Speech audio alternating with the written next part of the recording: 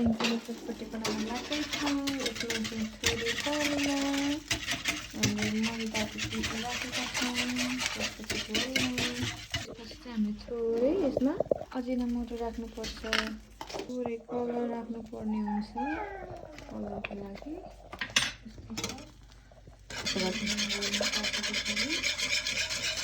त्यसपछि गिलो चटनीको लागि हामी गोल्टा हुन्छ।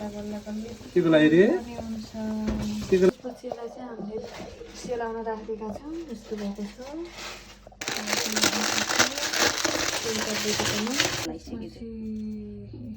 चाउचा हालेको बोटुकोमा अनि काँक्रो राख्नुपर्छ। त्यसपछि यसमा चाहिँ हामीले प्याज टमाटर अनि त्यसपछि धनियाँ मसिनो काटेर त्यहाँ राख्यौँ। त्यसपछि हामीले क्रिस्पीको लागि यो दाल मोठ राखेका छौँ, जुनसुकै राख्दा पनि हुन्छ। अनि त्यसपछि चाहिँ हामीले ढाका राखेका छौँ मसला के अरे। त्यसपछि यसमा चाहिँ हामीले मसला भनेको कस्तो धनियाँ जिरा त्यहाँदेखि त्यसपछि त्यो के भन्छ तोरीलाई भुटेर बनाएको मसला हो, चटपट मसला त्यहाँको यो त्यसरी बनाएको हो। यो जस्तो अघि हामीले राखेको थियो यो हालेर गइरहेको छ त्यति हो। त्यसपछि फेरि हालेका छौँ हामीले नुनहरू पनि राखिसक्यौँ। अनि त्यसपछि अमिलो राख्यौँ। त्यसपछि गोल्यौँ। अब खानालाई रेडी भयो।